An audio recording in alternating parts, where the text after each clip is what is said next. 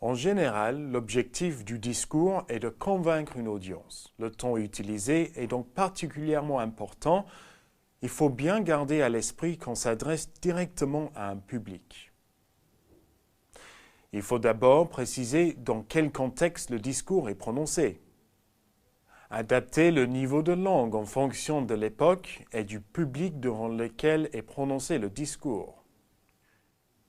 Déterminer le type de discours attendu, discours politique, de mise en garde. Vous devez montrer clairement l'implication du locuteur.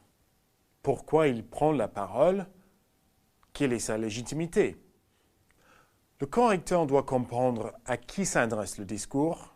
Il ne faut pas hésiter à s'adresser directement au public, en lui posant des questions par exemple. Le discours doit suivre un plan progressif. Vous annoncez l'idée avant de la développer. Expliquez clairement que vous changez d'idée.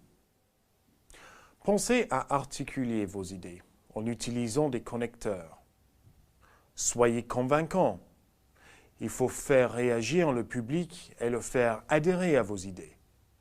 Nous allons voir à présent quelques conseils pour rédiger votre discours. Tout d'abord, quelques formules pour commencer un discours. Vous pouvez utiliser « Ladies and gentlemen » ou « My dear friends ». Pour présenter le locuteur, vous pouvez dire par exemple « Je m'appelle » et « Je suis candidat à la présidence de ». My name is and I'm running for the president of. Voyons maintenant comment annoncer le sujet du discours. Vous pouvez utiliser l'une des phrases suivantes. I'm here today to talk about. Je suis là aujourd'hui pour parler de. Today, I want to tell you about. Aujourd'hui, je veux vous parler de. I think one of the biggest problems we have today is, je pense qu'un des problèmes majeurs aujourd'hui est.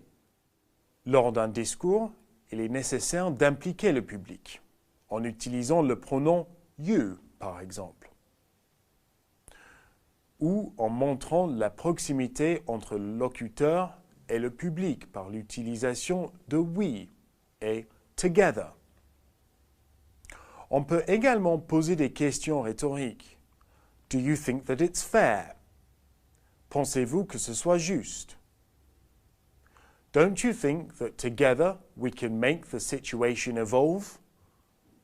Ne pensez-vous pas qu'ensemble nous pouvons faire évoluer la situation? Pour annoncer les idées du discours, l'une de ces formules peut vous être utile. If I'm elected, I promise to. Si je suis élu, je promets de. I will also, je ferai également.